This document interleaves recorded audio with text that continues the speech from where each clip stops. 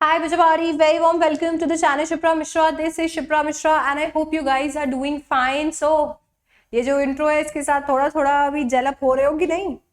Anyway, very warm welcome to this unnamed series of English where we are going to complete the entire syllabus and जो भी चीजें हैं जो हमें जाननी है बियॉन्ड द बुक्स हम वो सब कुछ यहाँ पर कंप्लीट कर रहे हैं. बुक्स के साथ साथ आगे बढ़कर भी हम बहुत कुछ कंप्लीट कर रहे हैं and that's when I decided कि यार एक ऐसा वीडियो या एक ऐसा टॉपिक होना चाहिए जिसमें हम राइटिंग सेक्शन की वोकैबुलरी को केटर कर रहे हैं.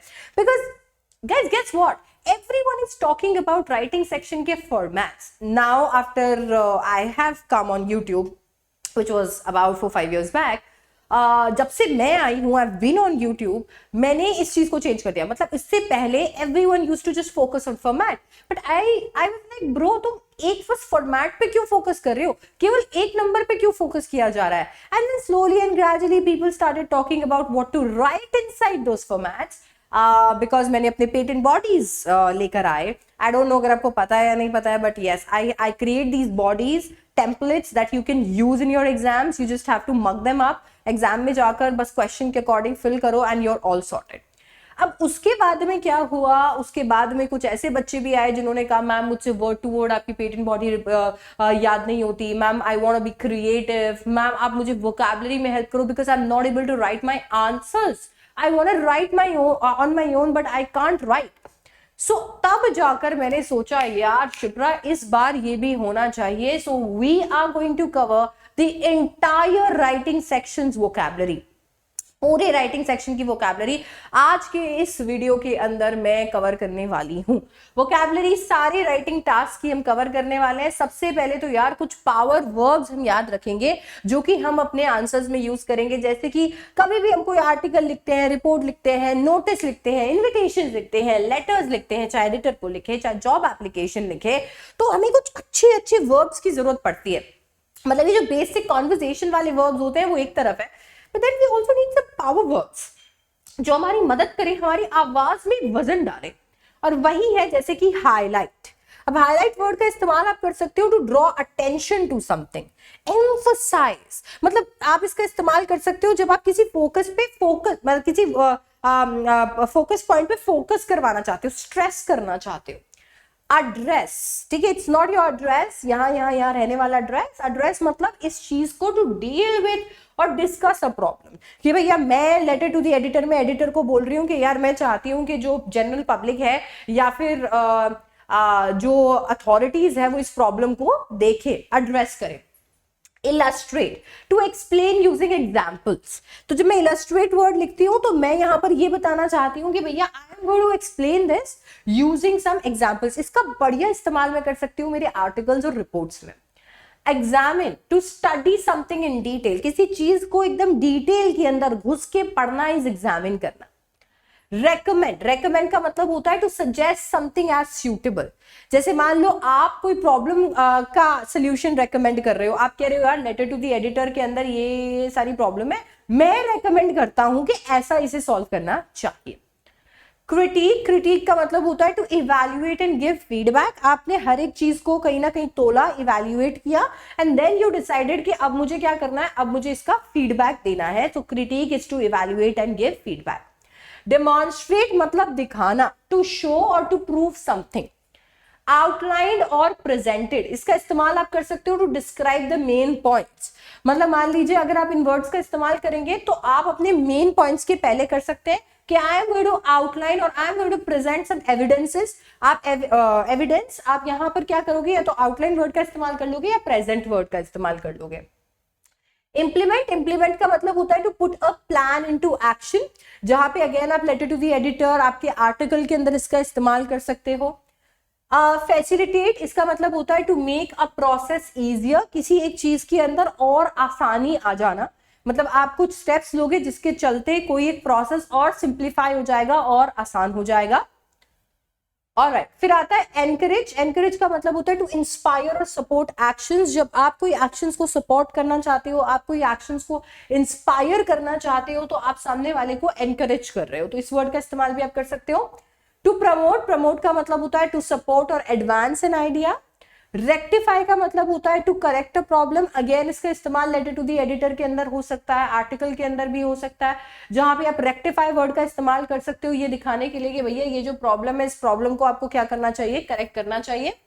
रिजॉल्व, ये तो हम अपने कंक्लूजन के अंदर भी लिखते हैं लेटर टू दी एडिटर के, जहां पे हम बताते हैं कि भैया ये सॉल्यूशंस है और इन सॉल्यूशन के चलते आपको क्या करना चाहिए, इस प्रॉब्लम को रिजॉल्व करना चाहिए। इंटरवीन, इंटरवीन का मतलब होता है to step in to improve a situation. मैं चाहती हूं कि अथॉरिटीज इंटरवीन करे, मैं चाहती हूं कि ये जो प्रॉब्लम हो गई है, मान लीजिए मेरे सोसाइटी के अंदर बहुत सारे ओल्ड लोग रहते हैं, ओल्डीज रहते हैं, एल्डरलीज रहते हैं, और उनके घर में चोरियां हो रही हैं या उनके मर्डर्स हो रहे हैं, और मैं चाहती हूं कि जो अथॉरिटीज हैं वो यहाँ पर स्टेप इन करे, बिकॉज पुलिस यहाँ पर कोई स्टेप नहीं ले पा रही है, तो मैं चाह रही हूं कि वो क्या करे, इंटरवीन करे। तो इंटरवीन आ गया। एडवोकेट, एडवोकेट का मतलब होता है टू सपोर्ट और argue for something. Acknowledge, acknowledge का मतलब होता है टू रिकॉग्नाइज और एक्सेप्ट समथिंग। भैया किसी चीज को रिकॉग्नाइज कर लिया, किसी चीज को एक्सेप्ट कर लिया कि हाँ ये मेरी गलती है, इसे मैं एक्नॉलेज करती हूँ, या फिर ये मेरा थॉट है, इसे मैं एक्नॉलेज करती हूँ। एनालाइज, एनालाइज का मतलब होता है टू स्टडी समथिंग लॉजिकली, किसी एक चीज को एकदम लॉजिकली देखना, लॉजिकली स्टडी करना। Undertake is to basically accept responsibility for something, ठीक है, किसी एक चीज की जिम्मेदारी उठाना इज टू अंडरटेक, ठीक है, तो अंडरटेक का इस्तेमाल वहां किया जाएगा। इसके बाद आता है हाई इंपैक्ट एडजेक्टिव्स। अब मेरे को पता है कि मेरे पावर वर्ब्स कौन कौन से, वर्ब्स तो हो गई, क्रियाएं तो देख ली मैंने। अब अगर मेरे को किसी नाउन में जान डालनी है, अगर मुझे किसी नाउन में जान डालनी है, तो उससे पहले एक डिस्क्राइबिंग वर्ड होना चाहिए, वो डिस्क्राइबिंग वर्ड होता है एडजेक्टिव। अब मेरे पास पावर पैक्ट मेरे को एडजेक्टिव चाहिए, कौन कौन से हो सकते हैं, सिग्निफिकेंट। अब मैं अगर किसी नाउन के आगे सिग्निफिकेंट लगा दूंगी तो इसका मतलब है कि इट इज इंपॉर्टेंट और मीनिंगफुल। अगर मैंने किसी इशू के आगे सिग्निफिकेंट लगा दिया, दैट मीन्स अब वो जो इशू है वो बहुत इंपॉर्टेंट है, it is a meaningful issue. Severe, severe is basically anything that's very serious, बहुत ही सीरियस है। वाइड स्प्रेड मतलब कॉमन अक्रॉस मेनी एरियाज, बहुत सारे एरियाज में फैला हुआ। Sustainable, able to continue long term, कोई एक ऐसी चीज जो लंबे टाइम तक कंटिन्यू हो सके, ठीक है। देन आता है एथिकल, एथिकली करेक्ट, या एथिकल का मतलब होता है anything that's morally right.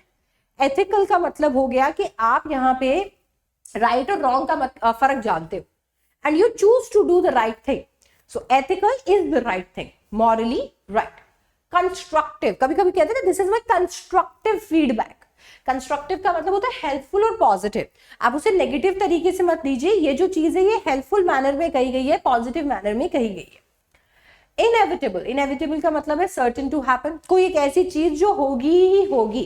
Inevitable circumstances, भैया ये तो नतीजा निकलेगा ही निकलेगा, मैं टाल ही नहीं सकती। प्रेसिंग, प्रेसिंग का मतलब होता है urgent and needing attention. Pressing का मतलब होता है भैया आज जैसे मान लीजिए कोई भी सिचुएशन है, उसके आगे आप प्रेसिंग लगा दोगे तो इसका मतलब हो जाएगा कि वो जो सिचुएशन है वो बहुत ही अर्जेंट है, वो जो सिचुएशन है उस पर आपके अटेंशन की जरूरत है, आपको फोकस करने की जरूरत है। मीनिंगफुल, मीनिंगफुल का मतलब है full of purpose of value, मतलब उसके पीछे कोई तरीके का पर्पस है, उससे कोई वैल्यू निकल कर आ रही है। सब्सटैंशियल, सब्सटैंशियल का मतलब होता है लार्ज या कंसिडरेबल, मतलब अधिकतर वर्ड का इंग्लिश है सब्सटैंशियल। नोटवर्दी, नोटवर्दी का मतलब होता है डिजर्विंग अटेंशन, कोई एक ऐसी चीज है जिसपे गौर करना चाहिए, ये जो इशू है ये नोटवर्दी है, इसका मतलब है इस पे आपका गौर होना चाहिए। Productive is producing good results, productive हर वो चीज होती है जो अच्छे रिजल्ट्स निकाले, तो अच्छे रिजल्ट्स निकालना is productive. Feasible is possible to achieve, something that is possible to achieve, जिसे आप अचीव कर सकते हो। Adverse, adverse is harmful और negative, हमने सीवियर देखा था ना, सीवियर देखा था ना, वैसे ही एडवर्स है। एडवर्स का मतलब होता है एनीथिंग दैट्स हार्मफुल, कोई एक चीज जो बहुत ही नेगेटिव है, इंटेंसिटी उसकी बहुत हाई है। Promising is showing good potential, कि ऐसा लग रहा है कि यार ये जो है ये एक प्रॉमिसिंग सोल्यूशन है, इसका मतलब है कि इस सोल्यूशन के अंदर हमें अच्छा पोटेंशियल दिख रहा है। Transformative, that means causing major change, कोई एक ऐसी चीज है जो अच्छा बदलाव लेकर आएगी। तो कोई चीज जो अच्छा बदलाव लेकर आएगी उसके आगे मैं वर्ड लगा दूंगी ट्रांसफॉर्मेटिव। अच्छा, systematic is basically done in an organised way, कोई एक ऐसी चीज जो ऑर्गेनाइज्ड तरीके से की जाए, ऑर्गेनाइज्ड तरीके से की जा रही है, तो हमने कहा भैया ये सिस्टमैटिक है। सिस्टमैटिक तरीके से आपको इस इशू को सॉल्व करना पड़ेगा, मतलब आपको क्या करना पड़ेगा, एक ऑर्गेनाइज तरीके से इस इशू को सॉल्व करना पड़ेगा। होलिस्टिक, आपने ये वर्ड बहुत सुना होगा, होलिस्टिक। होलिस्टिक का मतलब होता है considering all parts together, whole. Holistic is whole, कहने का मतलब है सारे के सारे पार्ट्स को एक साथ कंसिडर करना, दैट इज होलिस्टिक। अब बेटा हमने वर्ब्स देख लिए, हमने एडवर्ब्स देख लिए, अब कुछ यूजफुल नाउन्स भी देख लेते हैं, क्योंकि कभी कभी हमारे दिमाग में किसी चीज को लेकर एक थॉट होता है बट हमें ये नहीं पता होता कि इसे कहें क्या, हाँ इस थॉट को क्या नाम दूं, तो हमें वो नहीं पता होता। तो यूजफुल नाउन्स यहाँ पे कौन कौन से हो सकते हैं, initiative. Now what is initiative? Initiative is a plan और action intended to solve a problem, कोई एक प्लान, कोई एक एक्शन जिसका इंटेंशन क्या है, प्रॉब्लम को सॉल्व करना। Concern, concern is something that causes worry, कोई एक ऐसी चीज जो चिंताजनक हो, कोई एक ऐसी चीज जिससे चिंता हो जाए। ऑब्जेक्टिव इज द पर्पस और गोल, आपका किसी भी चीज के पीछे क्या उद्देश्य है, that is objective. Framework is a basic structure. Awareness, understanding of an issue, awareness is जागरूकता, किसी इशू को लेकर जागरूकता is awareness. Crisis is a situation of great difficulty, एक ऐसी सिचुएशन जिसमें बहुत मुश्किलें आ रही है, परेशानियां आ रही है। कॉन्सिक्वेंस इज अ रिजल्ट और इफेक्ट, नतीजा। Insight is a deep understanding, मतलब किसी चीज की बहुत गहरी समझ। Perspective is a view point, भैया इस पर्सपेक्टिव से देखो, मतलब इस नजरिए से देखो, it's a view point. Approach is a method और way of dealing with something, approach is basically a method या कोई तरीके का वे किसी चीज के साथ डील करने का, तो किसी चीज के साथ डील करने के वे को या मेथड को हम क्या कहते हैं, अप्रोच। फिर आता है आपका endeavour. Now what is endeavour? Endeavour is an attempt और effort, endeavour is an attempt और एफर्ट, किसी तरीके की कोशिश या किसी तरीके का एफर्ट। प्रपोजल, प्रपोजल का मतलब होता है सजेशन और प्लान, ये वो वाला प्रपोजल नहीं है जिसको सुन के तुम्हारे मन में घंटियां बज गई है। Proposal is basically a suggestion और अ प्लान कि भैया ये हम प्रपोज करते हैं, मतलब ये चीज हम फॉरवर्ड कर रहे हैं। Strategy is a planned method, कोई रणनीति, कोई एक तरीका जो बहुत प्लान किया हुआ हो। Participation is involvement in a certain activity, किसी एक पर्टिकुलर एक्टिविटी में आपका हस्तक्षेप। इम्पैक्ट इज स्ट्रॉन्ग इफेक्ट, किसी चीज का नतीजा, मतलब हर एक चीज जो होती है वो एक इफेक्ट छोड़कर जाती है, एक इम्पैक्ट छोड़कर जाती है, एक छाप छोड़कर जाती है। Outcome is basically a result of an action, outcome क्या है, आउटकम है रिजल्ट ऑफ एन एक्शन, कोई एक एक्शन था उसका नतीजा। ठीक है, अब बेटा ये जितने भी वर्ड्स आपने आज मेरे साथ करे हैं, ये सारे के सारे वर्ड्स में आपके नाउन्स हैं, एडजेक्टिव्स हैं और वर्ब्स हैं, जिनकी मदद से आप क्या कर सकते हो, आपके आंसर्स बना सकते हो, आपके जितने भी राइटिंग टास्क है उसके। बट बेटा ये जो वोकैबुलरी की राइटिंग सेक्शन की सीरीज है ये यहीं खत्म नहीं हुई है। आज तो बस मैंने आपसे राइटिंग टास्क का कुछ वोकैबुलरी डिस्कस किया है, कुछ वर्ब्स, कुछ नाउन्स, कुछ एडजेक्टिव्स डिस्कस किए हैं। अगले पार्ट के अंदर मैं आपके साथ में डिस्कस करने वाली हूँ ओपनिंग्स एंड क्लोजिंग्स, वो भी एक एक टाइप के साथ। आपको नाउन की ओपनिंग कैसे करनी चाहिए, ऐसा होता है ना कभी कभी हमारे दिमाग में आता है कि अरे मैम मैं नाउन क्या नोटिस, आई एम सॉरी, तो नोटिस की ओपनिंग कैसे करनी चाहिए। कभी कभी हमारे दिमाग में आता है ना कि अरे मैम अगर मेरे को स्टार्टिंग की कुछ लाइन पता होती ना मैं आंसर यूं बनाता। तो नोटिस से लेकर रिपोर्ट तक जितने भी आपके टॉपिक्स हैं सबके ओपनिंग्स डिस्कस करेंगे, नोटिस से लेकर रिपोर्ट तक जितने भी आपके टॉपिक्स हैं सबके क्लोजिंग डिस्कस करेंगे। तो नेक्स्ट वीडियो के अंदर हम ये डिस्कस करने वाले हैं। अभी के लिए आज मैंने आपको जितने वर्ड सिखाए हैं आप इन्हें याद करेंगे और कोशिश करेंगे अपने आंसर्स में डालने की।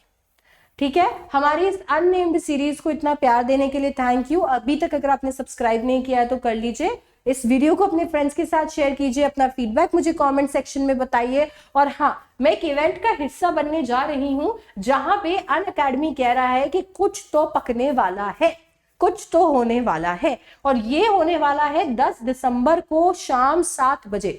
मुझे नहीं पता क्या होने वाला है, there is something cooking and we should all be a part of this, and that is why I am going to pin a link in the comment section. You are going to click on it and click on notify me button. It's going to land you somewhere here, and जब भी हमारा event live होगा you'll get a notification. You'll get a notification.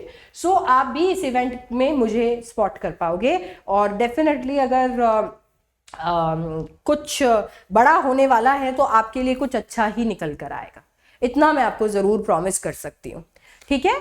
Anyway, if you haven't subscribed to the channel, please subscribe, and I'll see you in the next one. Thank you so much for joining. I hope you enjoyed and I hope you like the idea. See you. Bye bye. Take care. Tata.